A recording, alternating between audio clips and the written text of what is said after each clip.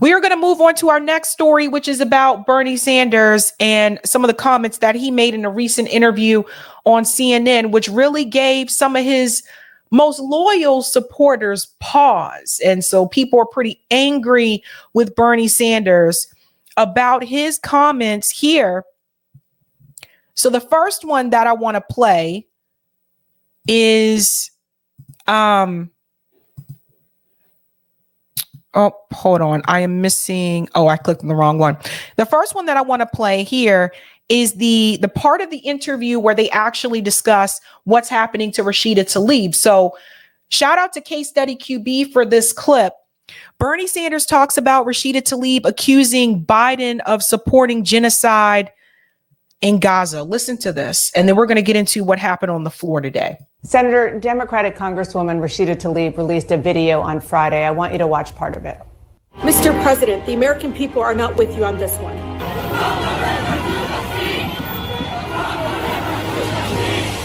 We will remember in 2024. That last screen said Joe Biden supported the genocide of the Palestinian people. I know you know the definition of genocide. It is defined as a crime committed with intent to destroy a national, ethnic, racial, or religious group. Do you think that's what Israel is doing here? Pause. Do you notice what she just did? Notice she goes, now you know the definition of genocide. If he knows the definition of it, why did she feel the need to say it? And notice how she stressed the word intent. Propaganda 101, CNN. What's going on right now is a horror show. We don't have to quibble about words. Thousands of men, women, and children are being killed. It has got to end right now.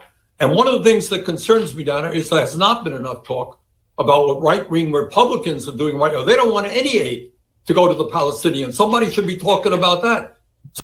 Pause. Look at what Bernie Sanders does. He immediately pivots to what the Republicans are doing.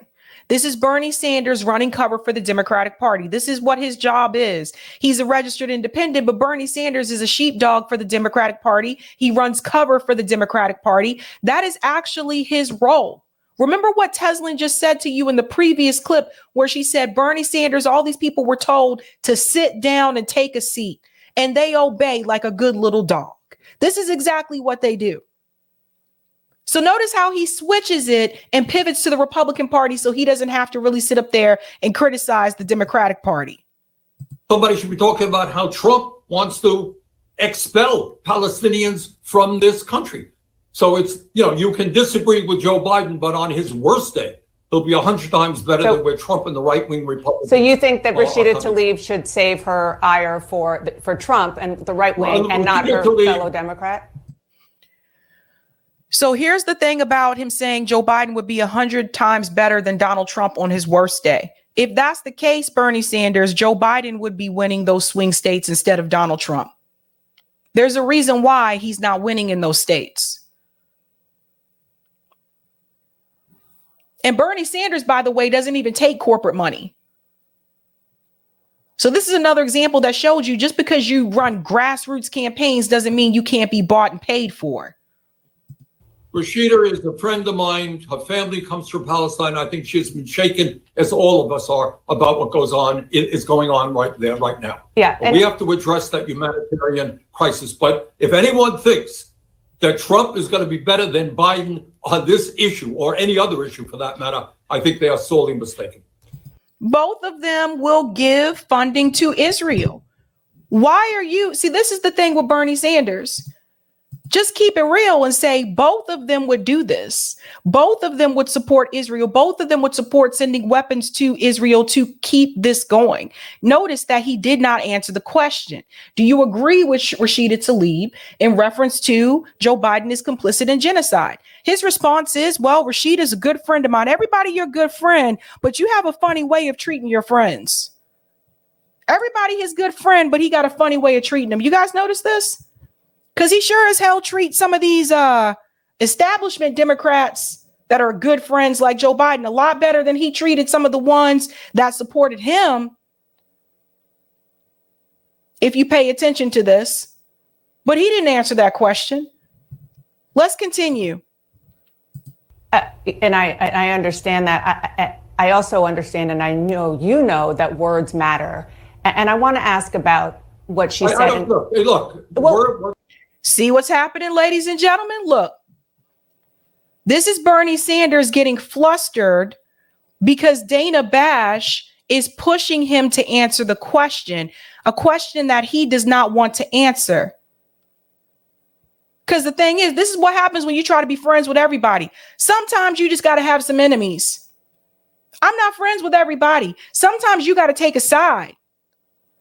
And this is Bernie Sanders not really wanting to take a side. He trying to be friends with on the progressive side, and he's still trying to be friends on the establishment side. I don't want to screw up things for Joe Biden, but at the same time, I got to convince people that I'm still progressive, so I can't like completely bash Rashida Tlaib.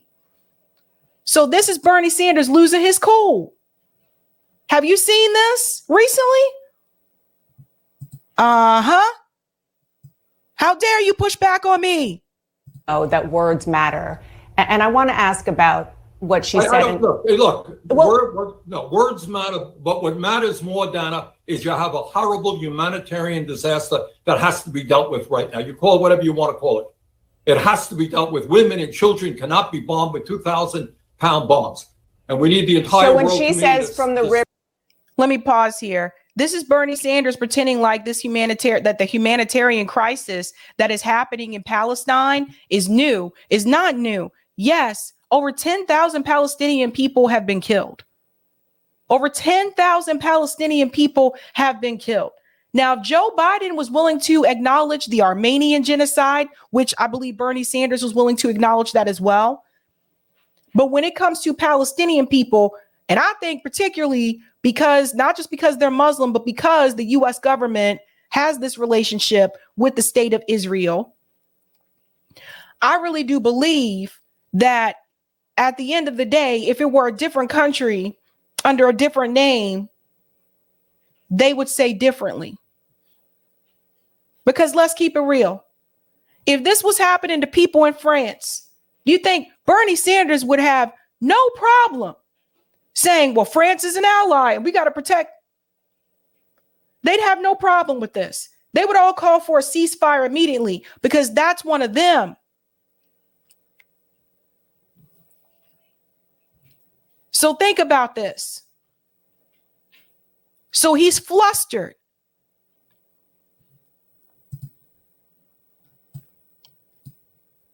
It has to be dealt with. Women and children cannot be bombed with 2,000-pound bombs.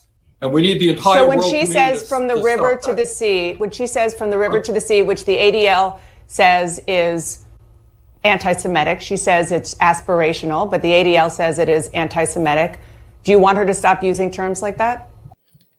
So the ADL is the keeper of all things. The ADL is a Zionist organization. And if you look on Twitter, you'll see that the ADL has said some pretty racist things to Black people. Let's just keep it real. So here's Dana Bash again, CNN propaganda. The ADL does not have the final say. So here we go. So here's the issue with from the river to the sea. It's aspirational, but the ADL says it is anti-Semitic. Do you want her to stop using terms like that? Well, and others.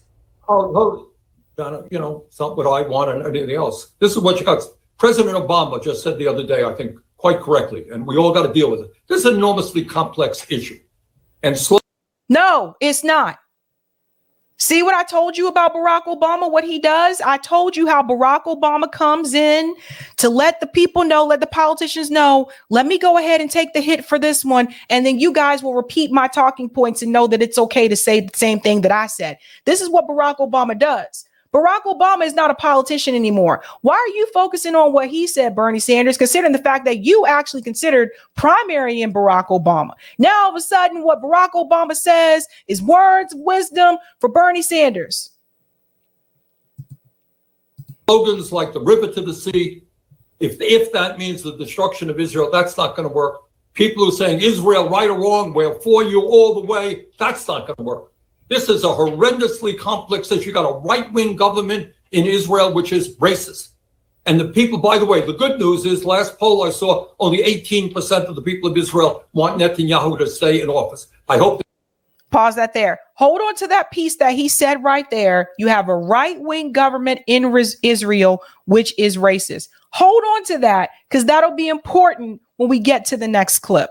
They get rid of them. I hope they put in a government which understands the severity of the crisis and can help us move to the two-tier state. Senator. And on the other hand, in terms of Hamas, you got a terrorist organization that cannot be trusted for a minute. This is, as President Obama said, a very complex issue.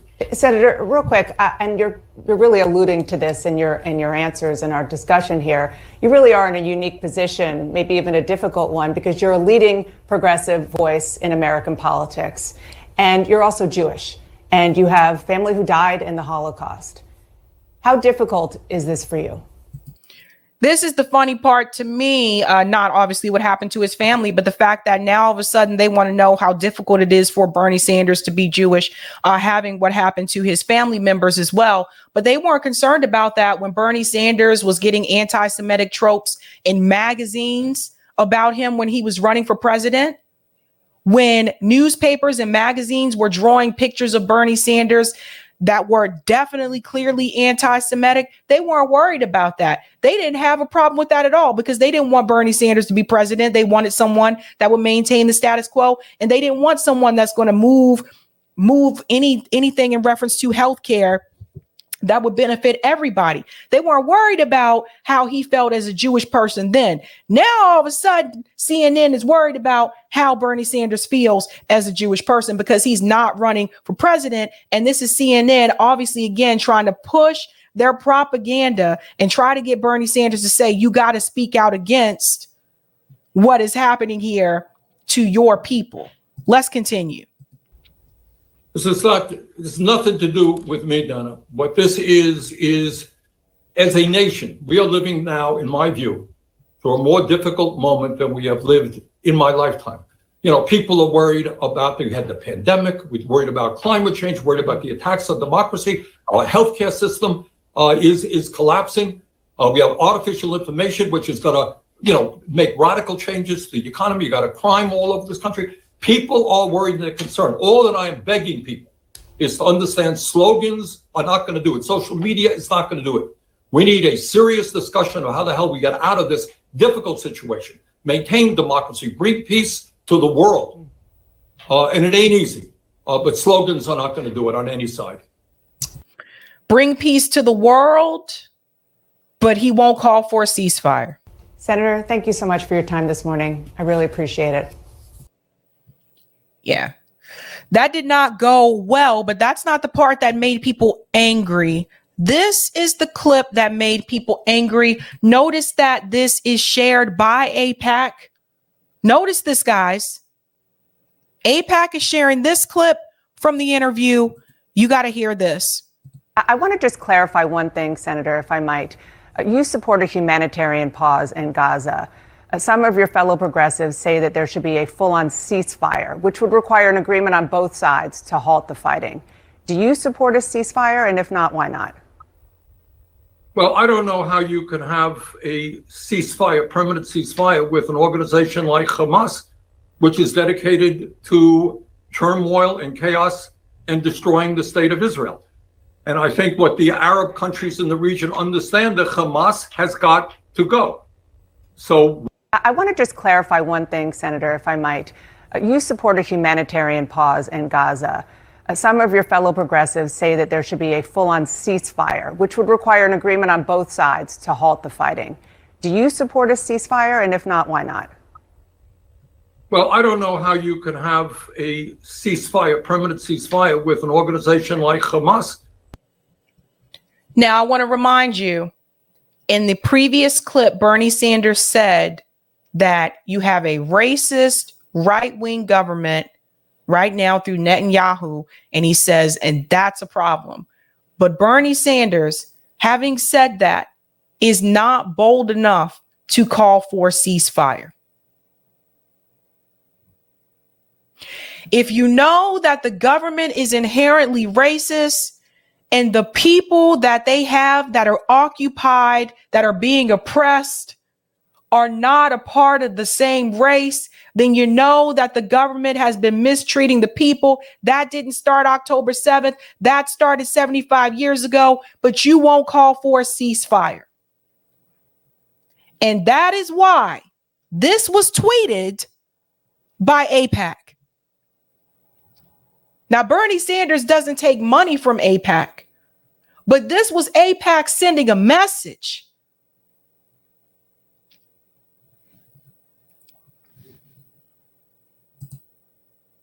Some of Bernie's most loyal supporters, like Humanist Report. This is a screenshot because Humanist Report blocked me. I tried to tell him about Bernie Sanders, but no, I was considered a dummy, a dipshit, a nihilist, all that kind of stuff. Even he said, "Good job, Bernie Sanders. An extremist, racist organization like AIPAC is now promoting your words. You are burning your legacy to the ground. Shame on you, coward."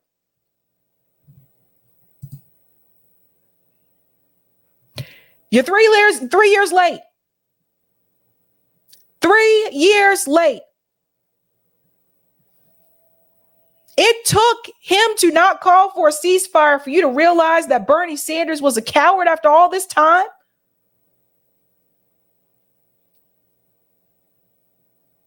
But we tried to say that. We tried to tell people like Mike that. But no, we were Jimmy Dore people, and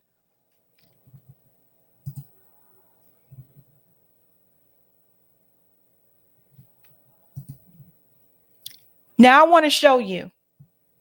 He won't call for a ceasefire. Let me show you what happened today. On the House floor, Rashida Tlaib is under the threat right now to be censured. Listen to what Rashida Tlaib had to say. And Bernie Sanders, sheep, dog, and ass can't even call for a ceasefire. Listen to this. I can't believe I have to say this, but Palestinian people are not disposable. Oh, and by the way, you heard what she said? Palestinian people are not disposable. You know who else had to say something similar to that? Black people.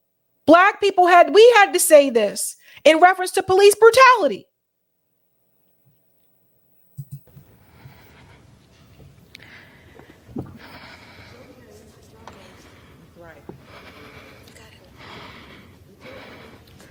We are human beings,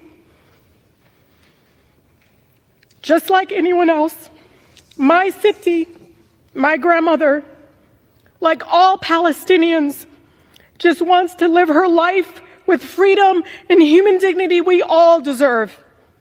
Speaking up to save lives, Mr. Chair, no matter faith, no matter ethnicity, should not be controversial in this chamber. The cries of the Palestinian and Israeli children sound no different to me. What I don't understand is why the cries of Palestinians sound different to you all. We cannot lose our shared humanity, Mr. Chair. I hear the voices of advocates in Israel, in Palestine, across America, and around the world for peace. I am inspired by the courageous survivors in Israel who have lost loved ones, yet are calling for a ceasefire and the end to violence. I am grateful to the people in the streets for the peace movement, with countless Jewish Americans across the country standing up and lovingly saying, "Not in our name." We will continue to call for a ceasefire, Mr. Chair, for the immediate delivery of critical humanitarian aid to Gaza, for the release of all hostages and those arbitrarily detained, and for every American to come home. We will continue to work for a real lasting peace that upholds human rights and dignity of all people, and centers in peaceful coexistence between Israelis and Palestinians, and censures no one, and ensures that no person, no child has to suffer or live in fear of violence.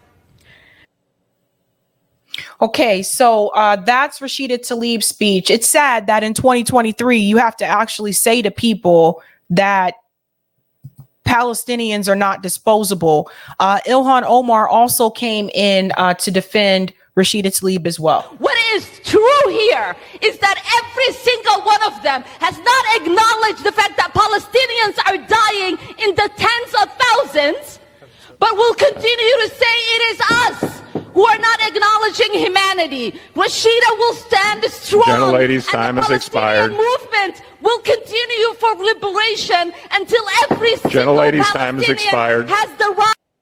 Look who crying over here in the corner. This is Pramila Jayapal. She over there crying, you know. Gentleman from Maryland is recognized. What is?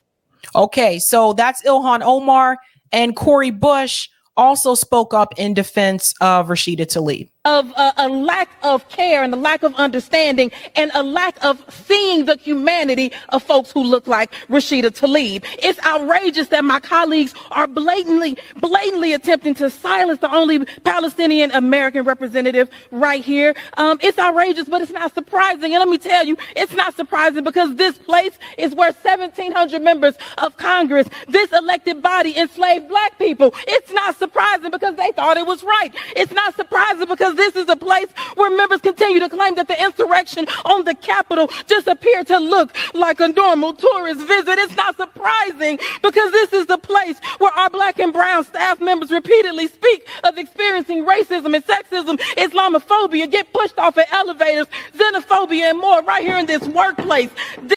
Did you guys hear what she said about the staffers? She said this is the same place where the staffers experience Islamophobia and racism. This is the place, and let me say this: she mourns for the 1,400 Israelis that lost their lives. She mourns for the 10,000, and she will not stop. No more ceasefire now, and she takes the death threats that you all send. That they. The gentlelady is no longer recognized. The gentleman from Maryland. The desire to save lives is greater. Gentleman from Maryland is recognized. That's what I said.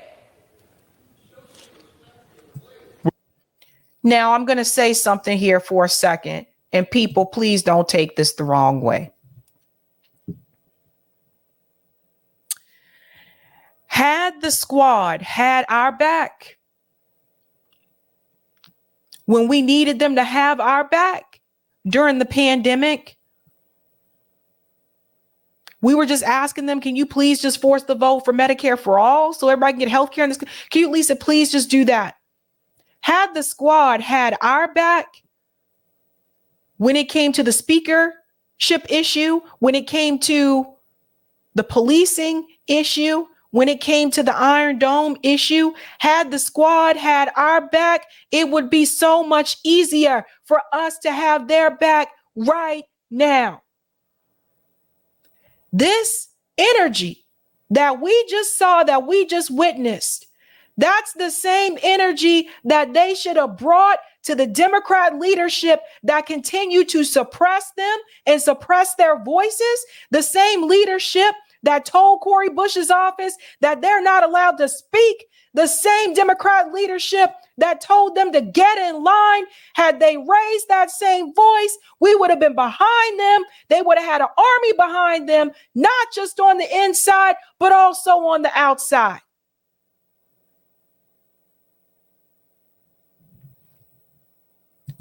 Now it's too late.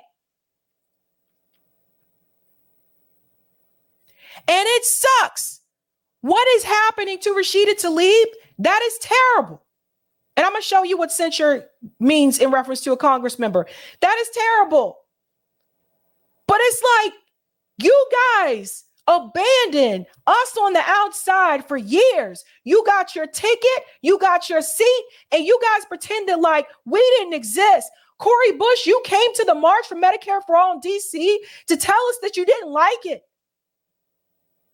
You came to the march to tell us that you did not approve of what we were doing, as if we need to get your permission to do a march. AOC, you were campaigning for Nina Turner. Y'all weren't, the rest of you guys wanted nothing to do with it. Nothing. when we were asking you to help us on the outside to promote the actions. You were nowhere to be found. You guys got comfortable. You got your seats. You got your fancy apartments in DC, and you pieced out on all of us. So it is very difficult for me to tell, what am I supposed to tell my audience to have your back now when you abandon us?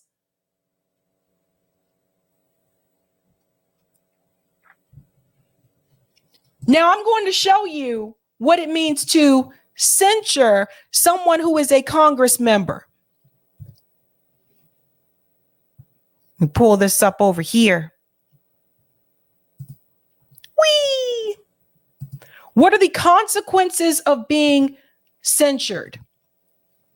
I'll make it bigger because the writing. There we go.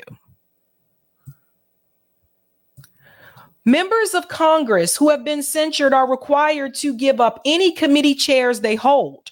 Like a reprimand, a censure does not remove a member from their office, so they retain their title, stature, and power to vote. There are also no legal consequences that come with a reprimand of censure. And it also says to express severe disapproval of someone or something, especially in a formal statement.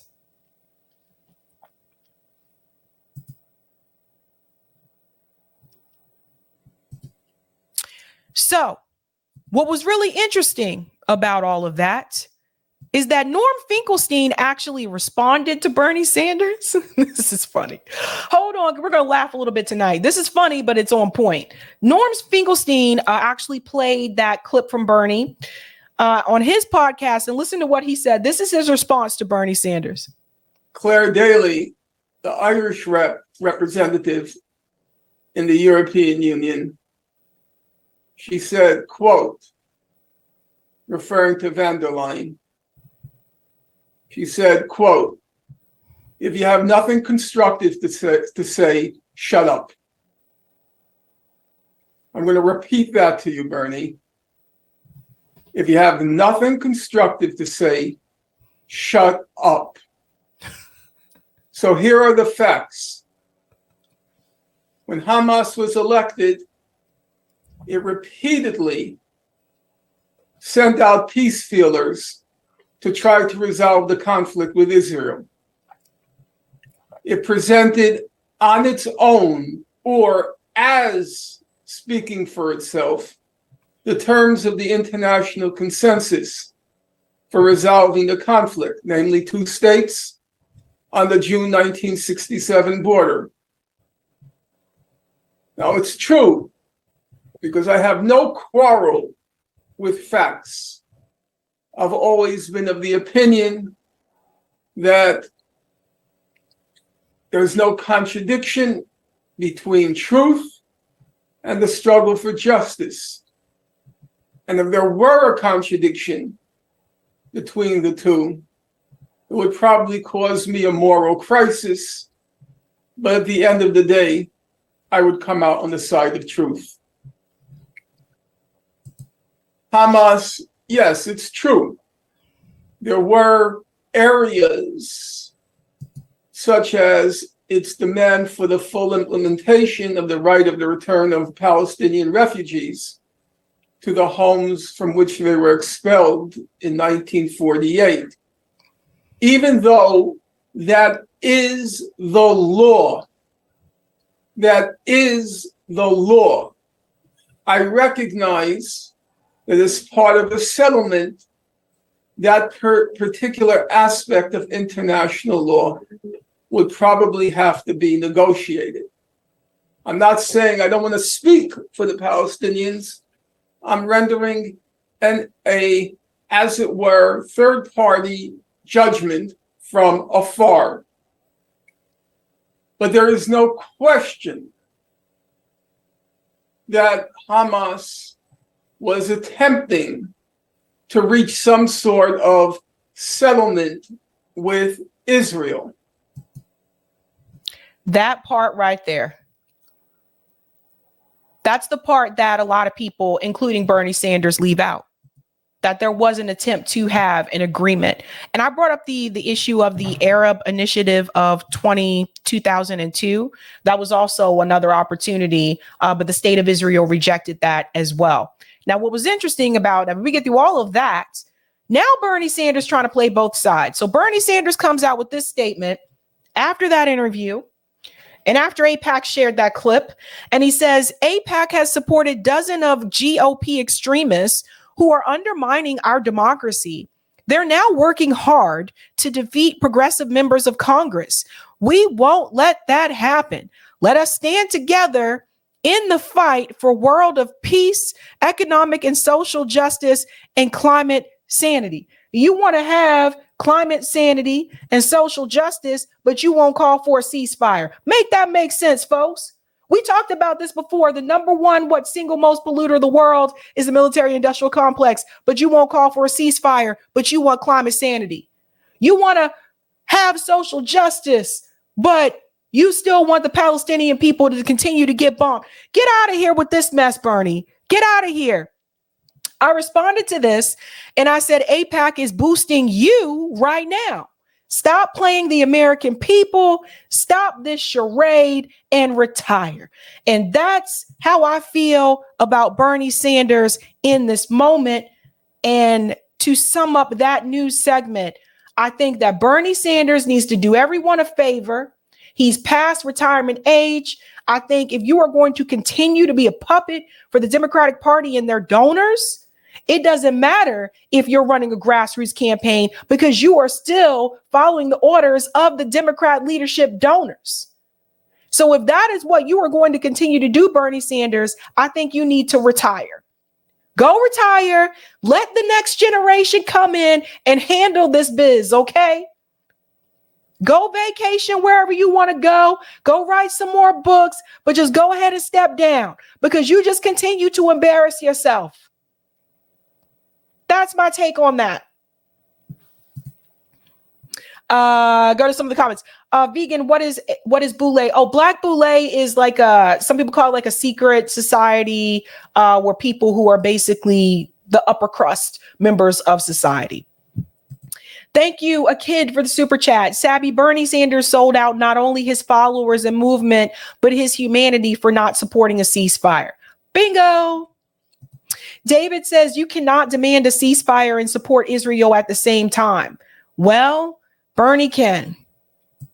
Thank you, President Jafar. I knew Dana would pull his Jew card. Oh, boy. Yeah, she did. She did.